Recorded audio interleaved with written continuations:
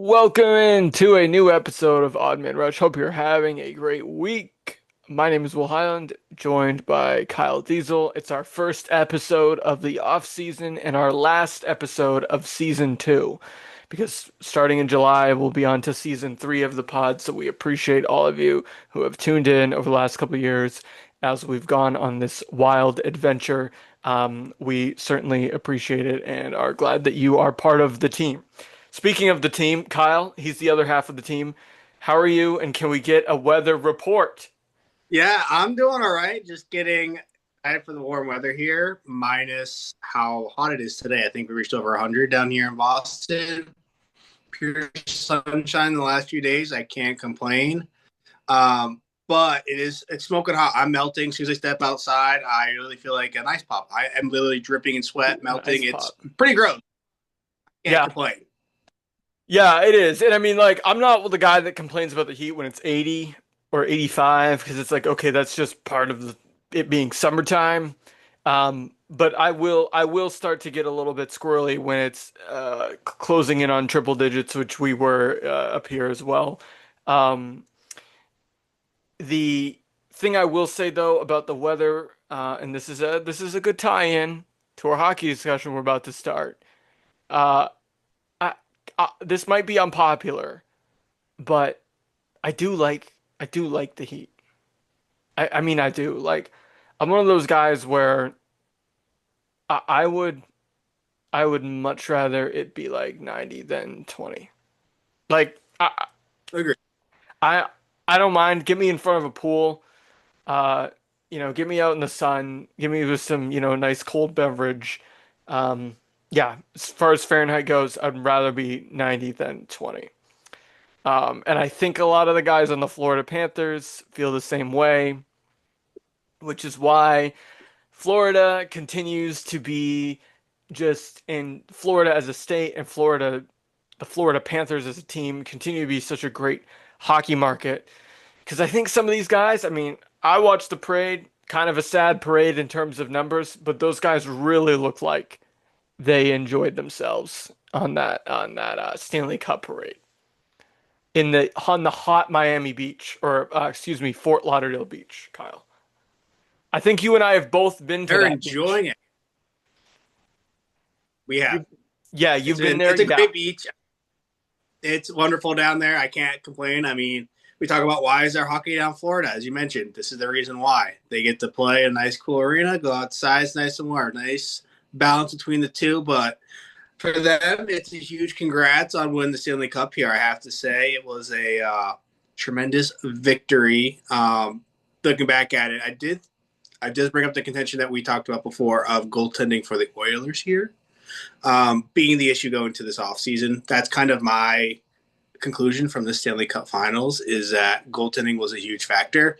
And as we went on to the last few games, the series, last two, you just saw the Oilers just couldn't compete with the Panthers. They wanted it more. They are more hungry. So I guess for next year is a question: can the Panthers three-peat? okay, well, before I get to that answer, I will piggyback on what you said, and I agree. One of the reasons why this team is so good is A, because Bill Zito did a tremendous job finding players that fit the team over the last couple of years, specifically since 2022. The second reason is they get a bunch of guys from the cold parts of Canada, who grew up in the cold, who can still have a lake house there in the summer, and they get them to play their hockey in basically the tropics. All right, so it's a very attractive place to play when the team is winning, which they are, and when they build such a good culture. And part of that culture is convincing both free agents and trade targets that you're a good place to stay. And one of those years ago was Sergei Bobrovsky, who had a pretty good career in Columbus, was regarded highly and given a huge paycheck to go play for the Panthers. And for the first couple of years, it wasn't really working out as well as everyone had hoped. But by the end of it, the last 3 or 4 seasons, especially the last two, when they've been the champs, Bobrovsky's been a huge difference. Don't forget, The series that started this dynasty was when they upset my Bruins in the 2023 playoffs, and Alex Lyon was the starting goaltender in game one of that series. By the end of that series, Sergei Bobrovsky was playing for the Panthers as the starter, and they haven't looked back as a team since. They've been to three straight finals. So he is the difference for them. Uh, Not the difference because I shouldn't say that. The whole team is behind him and in front of him, literally. But as far as the Oilers situation goes, you can draw a line in the sand and try not to oversimplify it and say that the Oilers are not are not capable of winning a cup until they find a guy like Sergei Bobrovsky. I think the Colorado Avalanche with Darcy Kemper are the exception, not the rule. Generally you need a big game goalie to Mhm. step up and win the cup for you. That's why Tampa won cups. That's why Florida has won cups.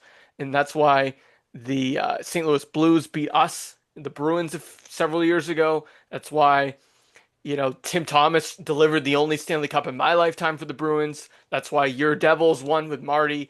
You have to have that guy, and the Oilers don't have that guy, Kyle. So that's what I'd say about that. We can dissect that a little bit more. But to answer your question, again, I don't know why I disappeared. I look like Stuart Skinner. Um, I'm back. Sorry for those of you watching on YouTube. To answer your question about Florida three-peating, and we're going to talk a lot about this later on. I think it all comes down to who stays. I think if you keep the band together and I don't, let me start over. I don't think you're going to be able to get Aaron Ekblad, Brad Marchand, and Sam Bennett to all stay.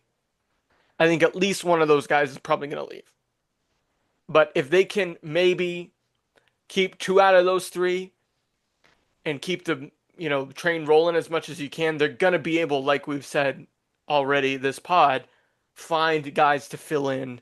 And as long as Paul Maurice is there, he's gonna give them a chance to win as a coach. And as long as Sergei Bobrovsky is playing like he is, albeit he's getting older, uh, they're gonna have a chance to be there, game in, game out, year in, year out. You look down that team, Kachuk, Verhage, Barkov, etc. Going to be really hard to beat. Sam Reinhart, who had 4 goals in Game 6, going to be really hard to beat that team. Do you agree? Like, is it about keeping the band together for the Florida Panthers, or is it about just keeping that core together, or both? I think it's a mix of both. I mean, we saw with the assets they received with Seth Jones and Brad Marchand the trade deadline to help boost this team is what they needed. I do think Sam Bennett there is a huge key factor for that offense. He is a net front presence. He's basically, to me, he reminds me of Sean Avery from back then when the Rangers played the Devils a lot. He was always a menace to the goaltender, especially to Marty. I remember all those times. So to him, Sam Bennett for them is basically the same thing. He is that net presence that goaltenders do not like to have around. They're annoying. They're paying in the butt. So I think they need to keep him. He's going to get also lots of money this year just because he's also won the playoff MVP. Yeah, he won the Conn Smythe for sure. He's going to Which get paid. it was him or Brad Marchand was going to win it. I do think Brad Marchand might take a pay cut Tuesday. I think he saw the atmosphere, saw he won a title. I think he comes back with a discount, which I think he totally would do. And I think you can bring Ekblad back because if these guys want to win another one, they'll come back. And unless they're money chasing, I don't think those three guys are money chasing. I think the Panthers will find a way to get it done. Right. I do think there's a chance that all three go. It's going to be really hard though. I'm going to pull Yeah. up the cap situation here for the Florida Panthers in a second. Just a minute here. But while I do that, I agree with you. They've found a way to. They found a If they're way. going to Go ahead. if they're going to let anyone go, Ekblad go, I think you have to keep Bennett and you have to keep Marchand. I think they can find someone else defensively to fill that spot. I think it's hard to find someone like a Brad Marchand or Yeah. find someone who's Right. I agree. I think when you look at Bennett and Marchand, you mentioned them being or at least Bennett being a menace. Um, I do think it's going to be hard for Brad at age 37 going into age 38 to replicate the kind of run that he went on. All right. Like I've seen him as a Bruin. I love the guy. He was one of my first favorite Bruins.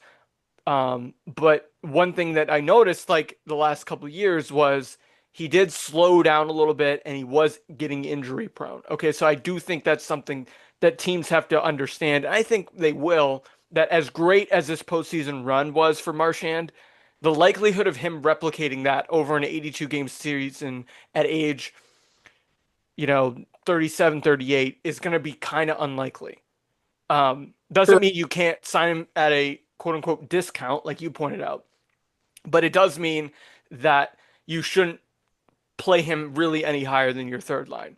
And realistically, how much is a third liner going to make, albeit even if he's a future Hall of Fame player and probably one of the best two-way left wings in our lifetime? So that's important to keep in mind when you talk about Brad Marchand and how much you're going to pay him. The the Florida Panthers do have 19 million in cap space. So I agree with you that I think it would be easier to replace Ekblad because, there's guys out there on the free agent market, like John Klingberg, who I think he might be an RFA actually. And you're gonna have Dante Fabro who formerly played for the Predators. Um, for a long time. Like he's going to be a free agent. He's still relatively young. You could probably pay him about 5 million, whereas you're probably going to have to pay Ekblad like 8 or 9, probably. Like if I'm guessing. So you might be able to save a little bit of money, keep Bennett, keep Marchand at a discount, and then get Ekblad, or sorry, a replacement for Ekblad. Totally possible. But no matter what they do, they're going to continue to still have their hands full in the Eastern Conference. But I still think they're going to be the favorites come out of the East, even for a fourth straight season next year. Now, Agreed. I'm going to ask you a similar question about the Oilers. We talked about their goaltending situation. They're in cap hell. I was talking to a buddy of ours over the weekend, Kyle, and he was saying the same thing. He's wondering, and he's a puck knower. Nick is like we are. What are they gonna do with their cap situation? Because McDavid's going into a walk year next year, last year on the contract, and you have Evan Bouchard, who needs a contract. But you also, as you aptly point out at the top of the show, don't have a goalie. I don't think Stuart Skinner's going to be the guy that wins you Stanley Cup. I don't. I don't think Cal Pickard is the either. So like, I if you're Stan Bowman and you've won championships before, what are you doing with these positions?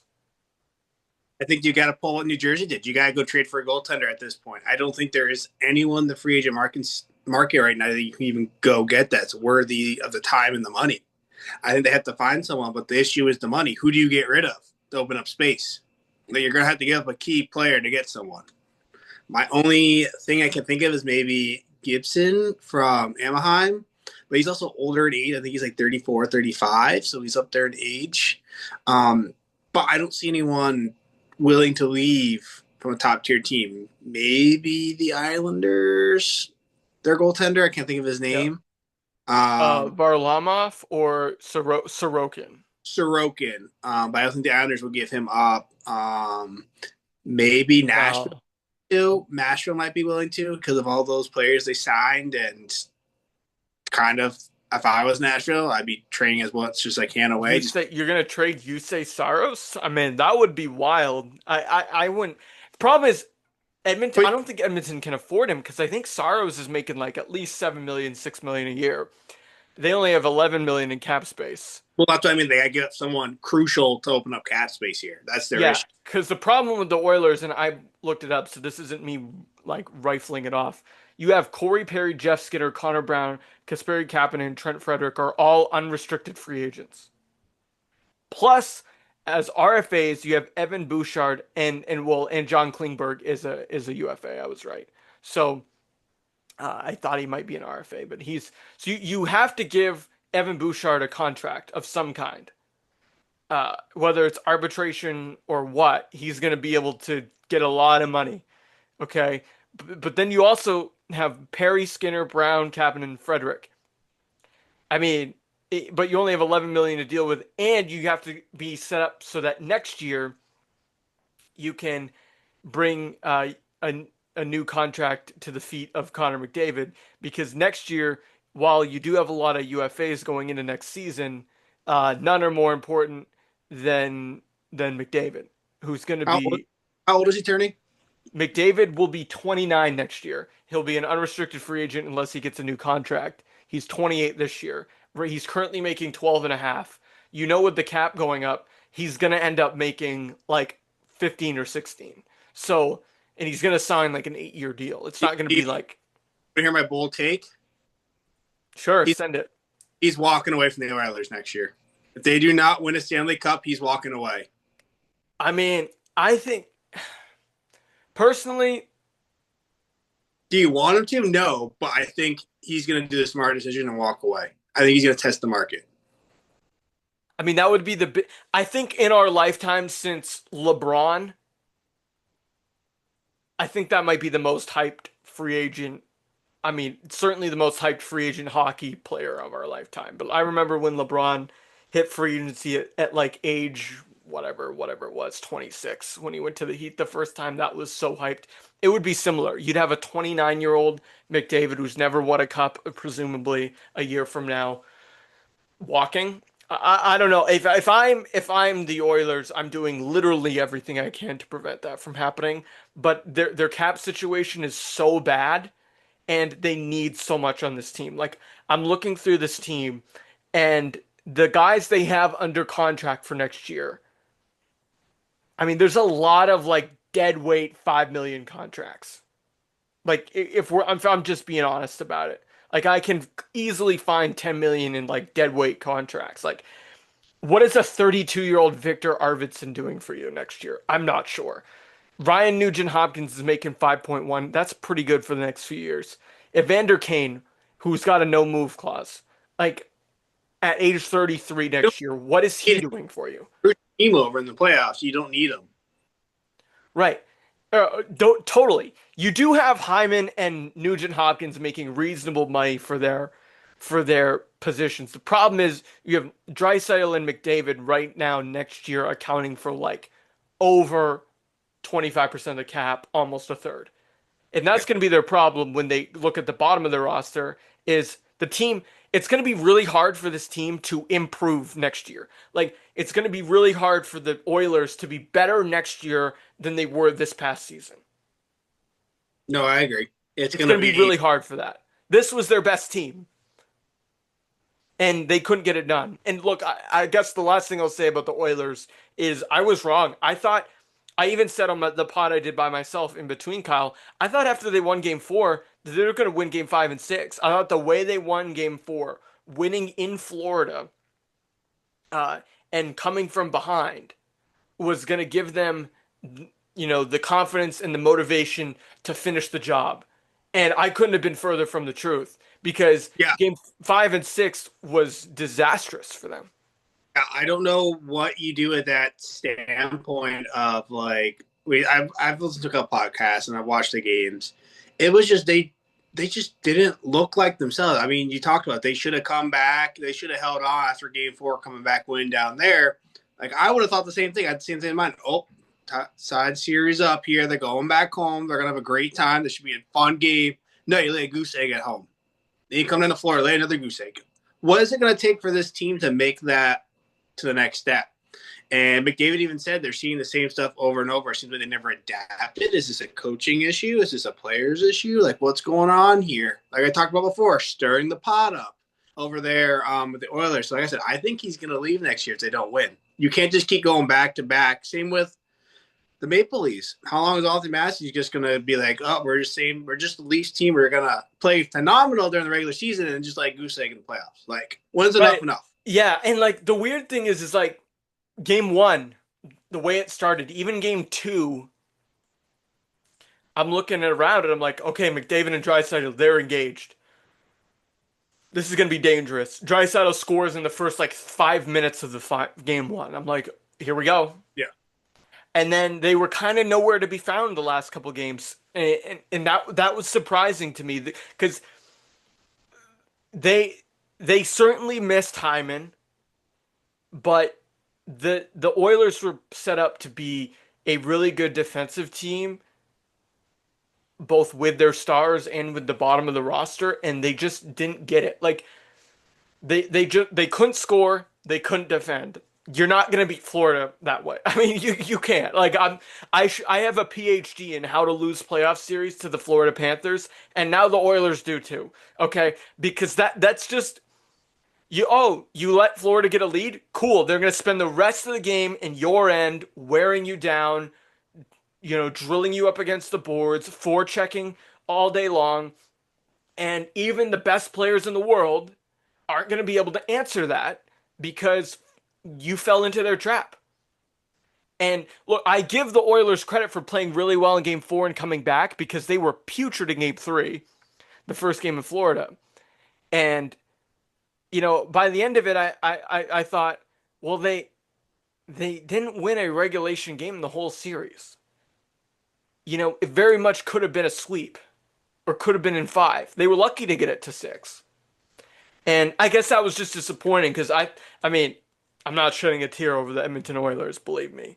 But I was just surprised. I was just surprised that they didn't rally after that game 4 win. But I was dead wrong about that. I thought for sure they would push Florida harder and get it to 7 at least, even if they didn't win game 6 in Florida. I thought, well, they're going to win game 5 at home. And they absolutely did not. So that's my take. Like, I respect it. I agree with you all the way. You made all the right points there. Well, first time for everything. Uh, so, okay, speaking of winners, all right, because that's what the Florida Panthers shown that they were. Another guy who's been a winner in this league for a long time, Kyle, who I've always admired as a player, despite the heartbreak he caused my team in the Stanley Cup, is Jonathan Toews. And, Jonathan Toews has had a difficult couple years with injuries and mental health and whatnot, and he really stepped away from the game to focus on that part of his life and get healthy physically, mentally, and emotionally. And I commend him for that because I think he's one of the best players in our lifetime. I personally, I would put him in the conversation if you're talking about centers with Crosby. I put him in that conversation. Um, Maybe obviously not up there in terms of statistics and achievements, but pretty darn close.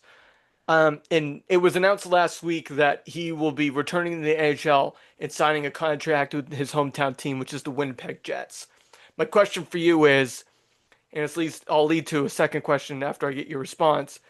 Do you think a 36 or 7-year-old Jonathan Toews moves the needle at all on the chances of the Winnipeg Jets achieving anything come next spring? Potentially. I say potentially. The reason why is he is a guy who has been there and done that. He has taken the Blackhawks to multiple Stanley Cups and to win multiple Stanley Cups. So I think for the Winnipeg Jets, this is something crucial. However, you talk about he's not going to be the same player as he was back 5 years ago, even before that, 10 years ago. He's not that same young athlete. But I think it brings a locker room presence of leadership that they've probably been missing for umpteen years. Hellebuck's not the guy. Kyle Connors isn't the guy. Those guys haven't done anything. So I think this is a good first step. I'm not sure if it makes them get over that hurdle yet to go beat a Dallas, go beat the Oilers in the playoffs yet. Yeah, that's true. I mean, I think it certainly helps. I think we've seen some veterans work out for teams. Like I do think Corey Perry was a decent fit on this Oilers team. He's another guy who's achieved a lot in his career. Hasn't won at the volume. In fact, he's lost at the volume that Taves has, but he's certainly been to enough playoff games to know what it takes. I think another guy who we saw it almost work was Patrick Kane. It never really materialized with the Rangers and the Red Wings the way it was supposed to with him. Um, and most recently, we saw Brad Marchand go to Florida and join a winning team. Now, that team was going to win probably with or without him. I do think he put them over the top. But you've seen guys that have done this in their careers, whether it be via trade or free agency, and have it work out. And so, I mean, for the sake of the Winnipeg fans, I'm hoping it works out for them at least so that maybe they win a round or two. Um, but I think you have to temper your expectations on what Jonathan Tate is going to be. Like, I would have liked the Bruins to give him a 1 year contract at like 5 million to be like our third center because at the very or second center, like at the very least, he's going to win you faceoffs and kill penalties, which the Bruins needed help with last year. Um, my question though is, okay, you take away the Leafs, you take away the Edmonton Oilers. Would you take the Edmonton Oilers, the Toronto Maple Leafs, or the rest of the Canadian teams as a collective to win a Stanley Cup first? So you've got three options. You've got which Canadian team is going to win the cup first? The Maple Leafs, the Oilers, or the rest of the group together? Because still, I'm not ready to put the Jets above. I mean, they're certainly above like the Flames and the Canucks, but there's Ottawa to think about as well. That's tough. I mean, the way it's shaping up, oh gosh. I want to say my gut is telling me the rest of the field versus the Maple Leafs versus the Oilers. I do think the Flames have a better chance here in the future Yeah, they have a than the good young team. currently do. Just the way they've had success. I think the Flames are a wild card upcoming team more than the Jets, more than the Oilers, more than the Maple Leafs. And I do think Montreal's also more on the way up. True. Forgot about them. I don't this year the Maple Leafs or the Oilers will take a step back. I think in the next 2 to 3 years they'll take a step back and those teams will take a step forward. Right. Like I do think for next year, it's probably Toronto and Edmonton is going to be good. I think Winnipeg will be good, but in like 3 or 4, like Dustin Wolf is shown to be he should have won the Calder Trophy. It So could be this year for Team USA. yeah, okay. We always talk about the USA goaltending situation, but yes, you've got Dustin Wolf. Calgary has a coach who I like. They've got a couple albatross contracts. Like I don't love the Huberdeau contract. I don't love Nazem Kadri's contract. But Yeah. if those guys are, at the middle part of your roster and you can get some young guys around them, I do think the Flames have a promising future. Same with Montreal, it pains me to say. And Ottawa we'll have to see. I think they've got Brady Tkachuk and they've got a couple other guys to build around. Um, and they got Linus there. And I Yeah. like their coach okay. But I think they need a little bit more and they're gonna have some decisions to make in the future about how they build their team. Um, I would probably go I'd probably go Edmonton and then the field. And then the Leafs because as I think Edmonton could still figure out if they make a well calculated move with their roster because I do think Knobloch's a good coach. He's brought them there twice, and if they can keep McDavid and Draisaitl there and somehow build the rest of the team smartly, they could eventually win Canada their cup. Last thing I'll say about this is it's kind of funny when you bring up the fact that the Canadian team hasn't won the Stanley Cup since the early 90s, they always say, the Canadian fans, oh, well, every, great player on all these teams is a Canadian. Sam Bennett's Canadian, Brad Marchand's Canadian, etc. And my answer is always, that's great, but I know for a fact that they would cheer and claim it as Canada's win if the Oilers won. So you know what I mean? Like they're all cheer. My question would be then why cheer for the Oilers to as Canada's team if you don't think it matters? So I just thought that was a little funny. They're trying to have their cake and eat it too, Kyle. They Yeah. don't like it when we say that an American team won the Stanley Cup, but you know that a lot of the country was cheering for the Oilers simply because they were a Canadian team. All I have to say about that. Okay. Next topic, Kyle. I want to get your take on this. Um, the Ducks.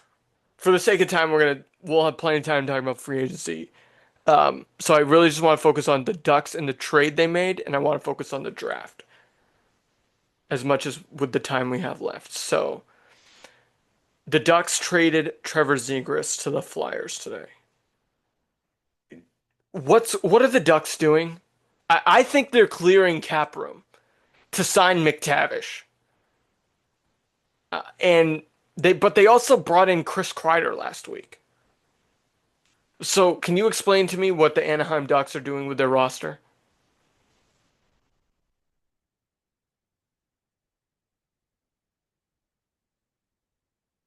Oh, Kyle's gone. Kyle. Oh, this is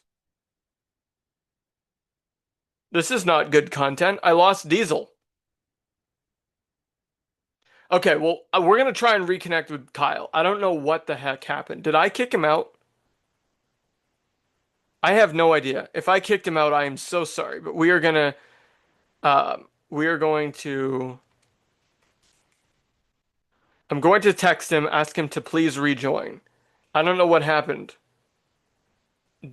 But anyway, I don't know. I don't know. He truly disappeared. I know I make jokes about disappearing. Kyle Diesel disappeared in front of our eyes. Uh, but while we wait to get him back, I'm going to talk about the Trevor Zegras trade. Okay, so Zegras, of course, phenom, played college hockey at Boston University, drafted ninth overall by the Ducks in 2019, was made famous for that. Oh, what's it called? That little move he did with his, where he goes around the goaltender and passes it or whatever. So they certainly loved themselves some Trevor Zegras earlier on in his career, but he's since been a little bit of a wild card here in terms of whether or not he was going to be with Anaheim long term. And today, or last night, they traded him to the Philadelphia Flyers in exchange for Ryan Poling, a 2025 second rounder coming up in a couple days, and a 2026 fourth round pick. So, certainly, as I was saying to Kyle before he disappeared, I think that the Ducks are trading Zegras to make room for signing Mason McTavish. I think that's what they're going to end up doing. I'm going to pull up their roster real quick, but they now have an interesting cap situation. They still have 36 million in cap, and they have Brock McGinn and Robbie Fabry. Maybe he was the one that played for the Predators. Now that I think about it, Fabro, I have no idea. But they're going to need to pay Mason McTavish. They're also going to need to give Cutter Gauthier a contract next year. And then they also have a 20-year-old center named Leo Carlson who's going to be an RFA next year who they need to pay. And these guys are all going to be big parts of their team. Chris Kreider, Troy Terry, Ryan Strome, those are sort of the quote unquote veterans of the team. And then they have Jacob Trouba and Radko Gudas as well. So, like, they have some intriguing veterans on this team, but they no longer have Zegras. But they're gonna also need to pay some of their young guys. So it's coming up to me as if they're going to pay McTavish, pay one of their other players who's an impending free agent, whether that be McGinn or Fabry. And then what they're probably going to do is try and make a splash in free agency. And whether that's for a player like Mitch Marner or somebody else, I'm not sure.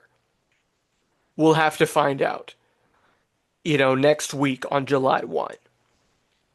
But to me, what it looks like is that the Anaheim Ducks are preparing to make a big move. They bring in a few other veterans like Chris Kreider. They've got Jacob Trouba from last year. And they have an opportunity to make a big swing and add somebody else and really compete in a Pacific Division that, as Kyle pointed out, might not be as good in a couple years as they are now. Kyle Diezel says his device overheated. Okay, well, That's unfortunate. He can join with his phone. That's what I'm gonna tell him. You can join with your phone because the show must go on. I'm telling him, LOL. You can join on your phone. Well, if we lose Kyle, we lose Kyle. But I think the loss of Trevor Zegras isn't gonna isn't gonna hurt the Ducks. I don't think it's gonna hurt the Ducks long term. I think Zegras, his bark was maybe worse than his bite. Right? He made the cover of the video game, was a decent player. I'm not going to I'm not going to make it seem like he sucks or anything. He was a good player and did have high upside. He was drafted in the top 10. But at the end of the day, I do think they made the right move because I do think McTavish gives them an opportunity at a top line winger who can also play center, who's an alternate captain. Similarly, I think it's possible to win in the NHL with your wingers. That's why like getting Chris Kreider to maybe pair with Troy Terry with Ryan Strome down the middle is like a good veteran line for them. Whereas then what I would do is get a guy like Mason McTavish and then to maybe play in the middle or on the left and then have a player like Mitch Marner go along with um, you know, possibly Robbie Fabry or um, Leo Carlson, right? A player that they believe in, but might need the help of some really good players on either side of him. So that's what that's what I think about the Anaheim Ducks, and we now have Diezel back, um, who apparently got so overheated, just like our hockey takes, that he quite literally pulled an Austin Matthews and disappeared. I So, did. um, I was just talking about how I went over the beginning of the trade with Zegras to Philadelphia for those draft picks and that other player. I was talking about how we think the Ducks are clearing cap space and that I think they might make a play for Mitch Marner to go with some of their younger players and then use the rest of their 36 million to get Mason McTavish a contract. Okay, that's interesting. I think if you Oh, go ahead. I was thinking they're loading or deloading to load up for next year's free agency because of how much talent will be out in the free agent market next year. For this year, I don't think there's as much. I think there's more talent for those who are looking to make a playoff run or make it to the Stanley Cup than there is to rebuild a team. So I think for them, it's smart. I do think for the Flyers, it's also a good decision to help build that youth they have there. I forget who their head coach is, or one of their coaches is longtime friends with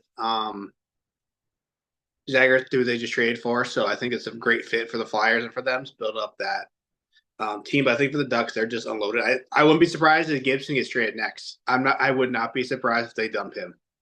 Yeah. Well, I mean, from the Flyers angle, just real quick, I do like Rick Tocchet. I wanted him to be the coach of the Bruins early on. I talked a little bit on my solo pod about Mark Savard, so I won't get into that. But like, I did like Rick Tocchet. I do think he's gonna bring the Flyers to at least respectability. But at the Yeah, same time, like, I don't think Trevor Zegras on the Flyers moves the needle. I don't no, for them. But he's been I, hurt the I last 2 years, so it's kind of hard to tell also where to gauge him currently. I was talking about that while you were gone too. Is like I do like Zegras. I do think his bark is worse than his bite though. Like I think he makes a lot of flashy plays and does put up a lot of points, but I wonder about his 200-foot game. And if you're a young team like the Flyers, and Rick Tocchet's going to want to play that way, um, I don't really know Yeah, what that brings you. Um, it's interesting because I do going back to the Ducks and your point about trading Gibson. Like if they can find a goalie that works for them, maybe they can move Gibson. Because I don't hate Ville Husso, who's had a decent career as a backup, but I don't think he's ready to be a starter.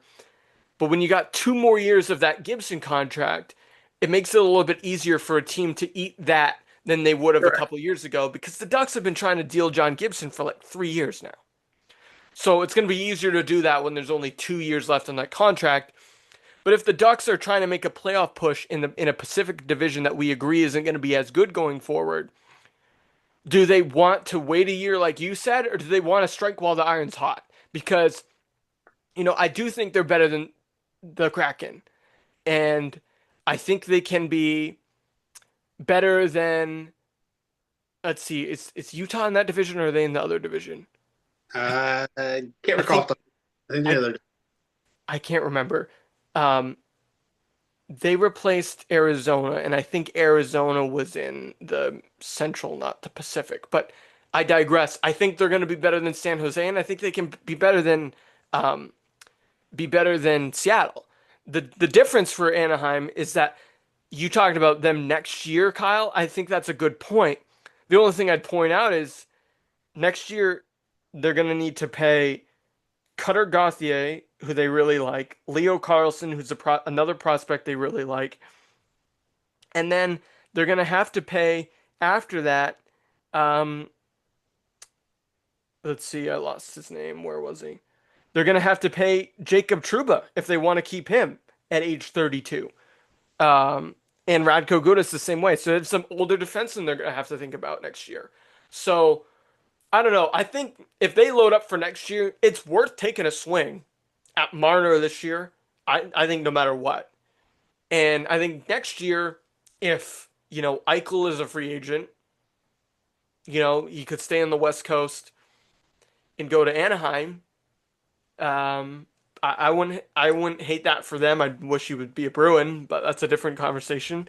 But we'll see what the Ducks do. I think the Ducks are going to have an intriguing offseason and it will be fun to watch. Thing about Anaheim, and this leads to our next conversation, Kyle, is they've drafted really well. Look, Zegras was a draft pick of theirs, high pick in 2019, I pointed Yeah. out. Uh, Gauthier was the same way, and McTavish was the same way.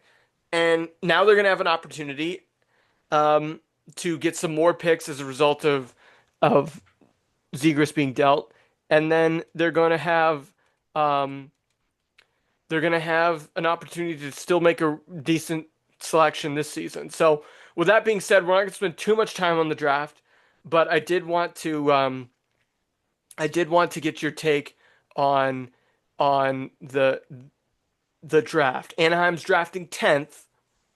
New Jersey, your Devils are drafting 50th 50th because you gave up your pick to for get Markstrom. Yep. Markstrom. So Calgary has your pick. Is that Hmm. correct? At 18? Correct. Okay. So Calgary has your pick at 18 and Calgary also has a pick at 32 from the Kachuk trade. Yep. That would have been Florida. So they have some interesting picks. Um, but as far as the Devils are concerned, I did not realize when I gave you this prompt that they were not drafting in the first round. No, they're But not dropped to the second round. They've got two second round picks, which I'm excited about. I think there's some young. This is a very deep, I think, draft. Not with like superstars, but I think it's well-rounded talent. You just need to find those talents. I think for the Devils, and you're going to ask me who I think we're going to I pick. I am. think they're going to pick.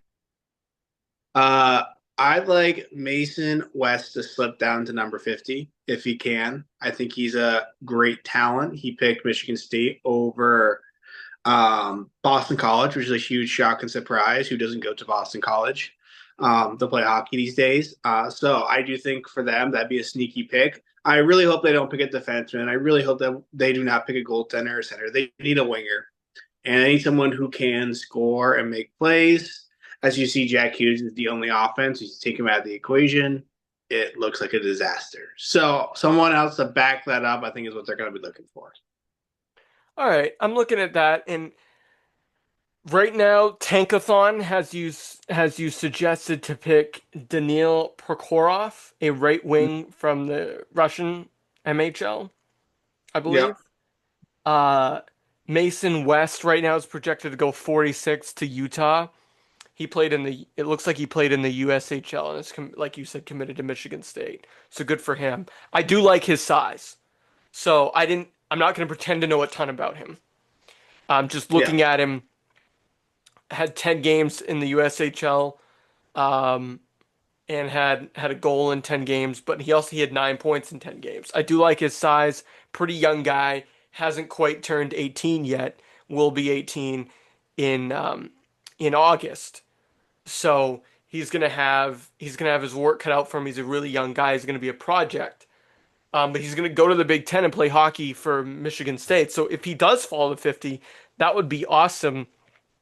There's another guy though, um, Matthew Guard, who's a 6'4" forward from who played in the WHL, who's projected to go 51st. If I'm the Devils, I might give him a look too. He had 36 points in 66 games last year in junior. If I'm the Devils, maybe I give him a look if he's around. Personally, I don't love the European draft picks. And it's nothing about them personally. It's just, I think some of the best European players, like you kind of just stumble into, like unless we're talking about like a top five, top 10 talent. I think in the second round it starts to get really risky to take some of these European guys. Um, I remember there was a center the Bruins drafted, Alexander Koklachev, and everyone was talking about him, and we're all excited. And then like he like never sniffed the NHL, really. So yeah, I do like that Mason West pick. That's a good pick, Kyle. Who do Uh, you think the Bruins are going to be taking here? They have a first round pick, if I remember correctly, right? yes, and not only do they have a first round pick, they have a top seven pick or top 10 pick, and they're picking seventh. The lottery wasn't very nice to them. They dropped 2 spots in the lottery, but uh, I'm pretty bullish on some of the players that are going to be in their wheelhouse here. There's a center from Boston College named James Higgins who was like you talking about guys going to BC. He was like Yep. one of the consensus top players heading into this year. He didn't have as great of a final season or at least past season at BC as most others would. Um, and he's an American-born skater. Really like the guy. Seems like a good fit. I doubt he's gonna drop all the way to seven though. I mean, I think Matt Schaefer's gonna go number one. I think Michael Meese is gonna go number two.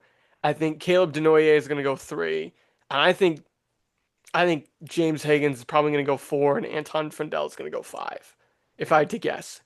And then so that kind of leaves maybe Porter Martone goes five or six. So that leaves the Bruins realistically with the following four guys that they can pick from.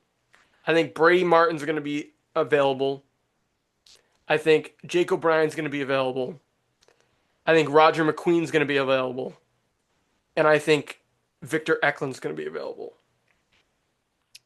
Now, like personally, I'm not going to pretend I'm looking at their stats. I'm not going to pretend to be an expert on these guys.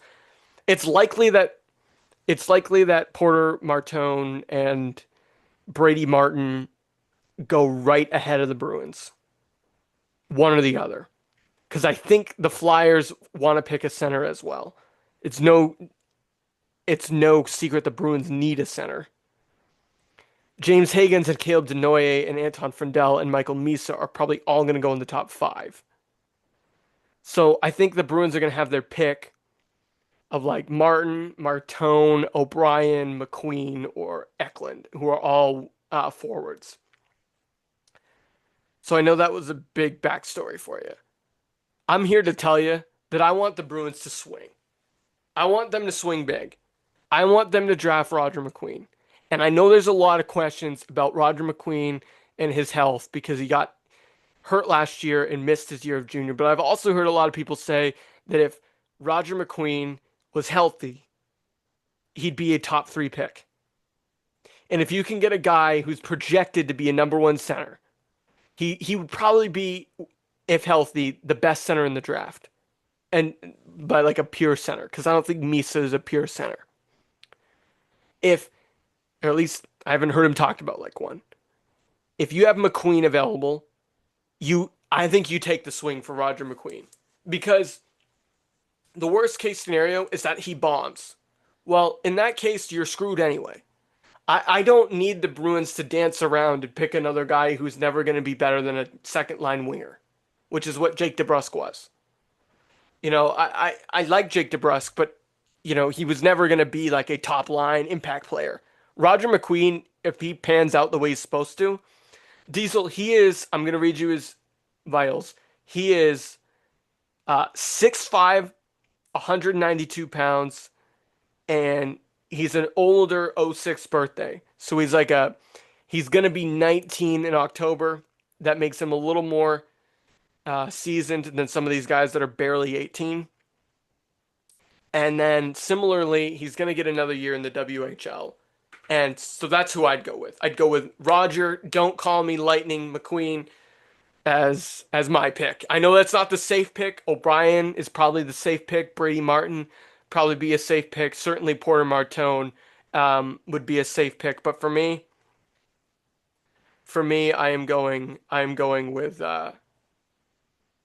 I'm going with Roger McQueen. I like it. If Higgins falls, maybe you take him, but I don't think Yeah. he's gonna fall. No, he's probably not. No, I don't think so.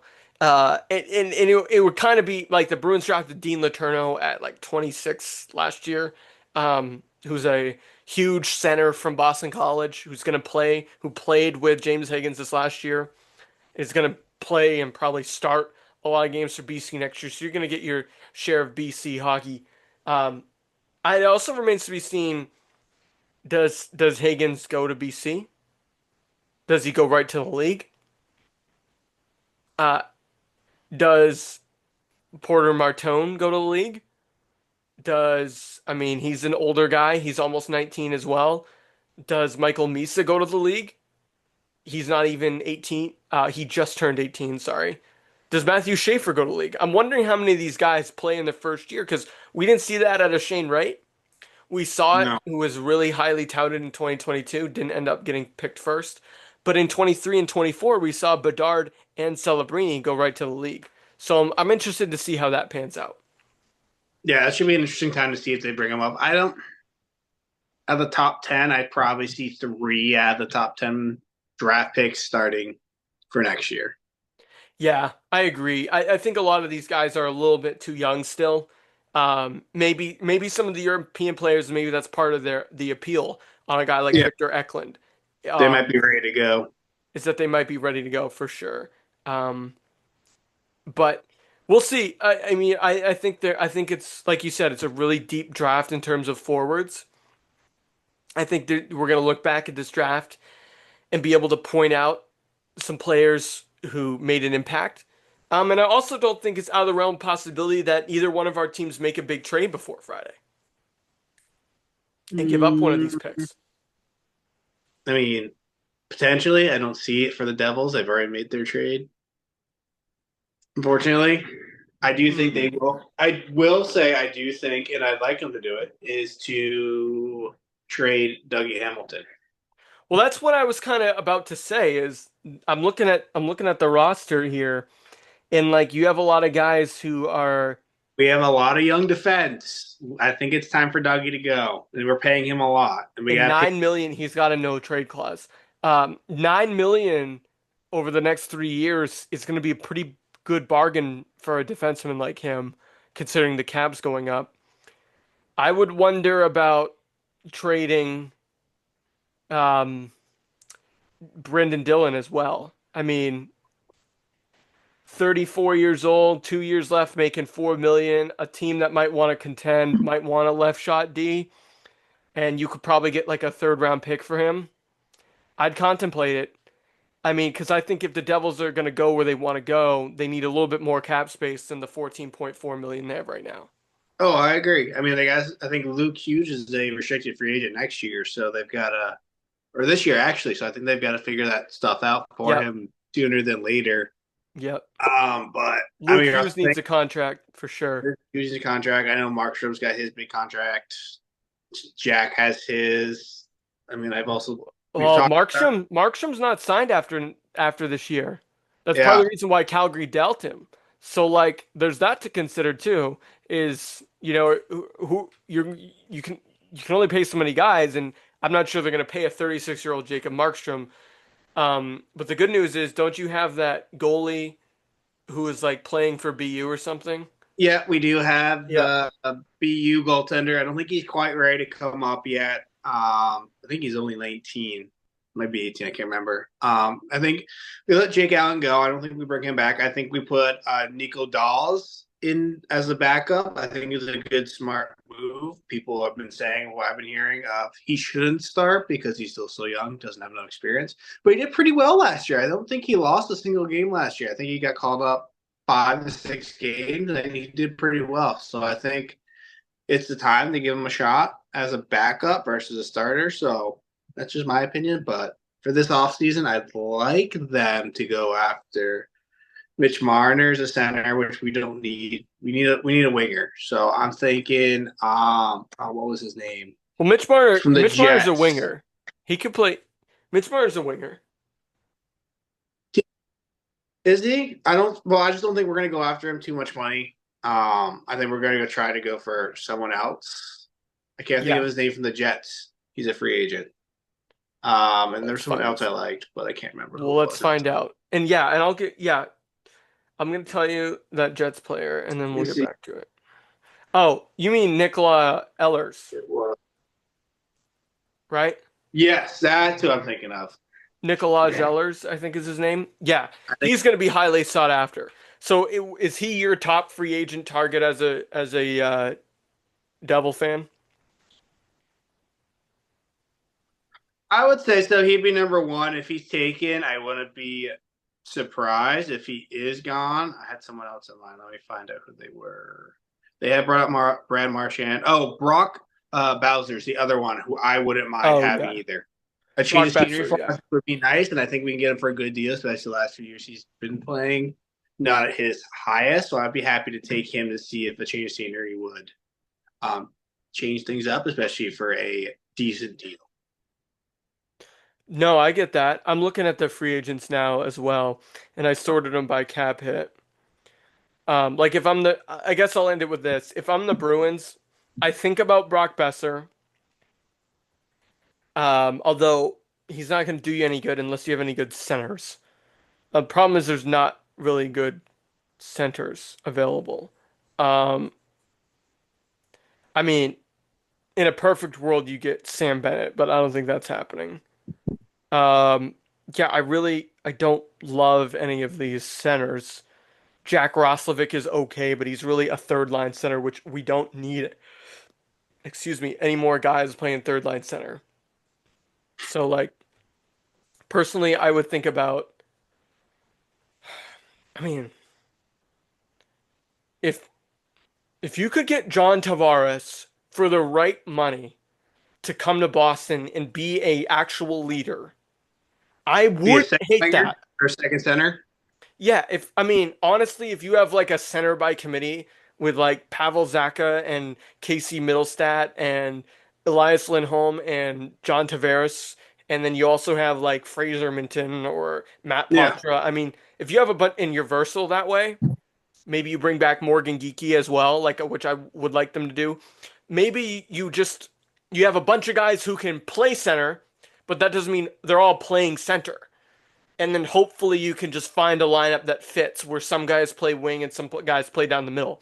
If that's going to be Don Sweeney's approach, I wouldn't hate John Tavares on the Bruins. I really wouldn't. Like he's a guy that is capable of playing center in the NHL, and he's 34. He's not a spring chicken, but like Duchesne and Donato are already off the market, and yeah, unless they do something unicorn and trade for Jack Eichel, which I would love to happen, but again, it's not happening probably.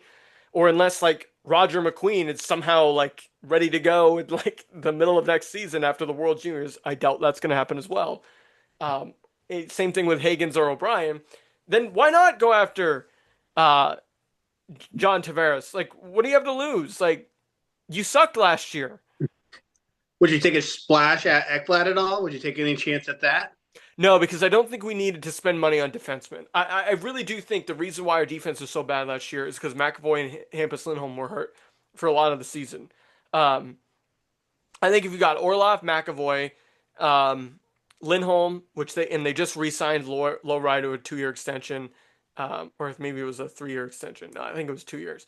You really just need one more defenseman after Andrew Peak, and then somebody else to maybe be like your taxi squad guy.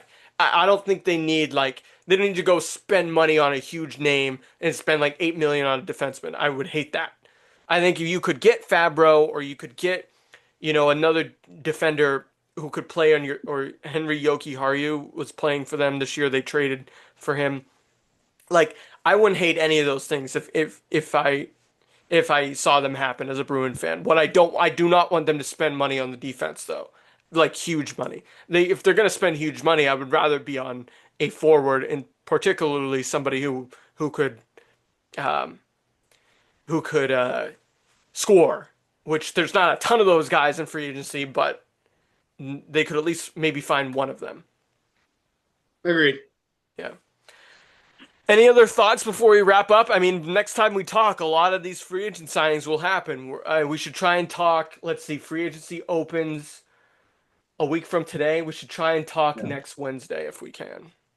Yeah, I think free agency is going to be a lot more trades going on than signing. I think are going to be the more splashes this year, just based Right. on who's available. I think Mitch Marner's the first domino to fall. I think we all see that. Um, doesn't sound like Tavares is in alignment with this deal that the Maple Leafs offered. So it looks like, if I'm going to guess, the Leafs are going to lose two of their key players for next year. Could change. At least they're going to lose one of them. Yeah. But I see a lot more trades happening this year, especially for those teams who were on the cusp of going further in the playoffs. So we'll see. Yeah. Yeah, I think a lot will happen on day one. So we're gonna know a lot about what these rosters are gonna look like. Oh, 7 days from now, we're gonna know about the draft. And so the next time you hear from us, a lot of this will be resolved.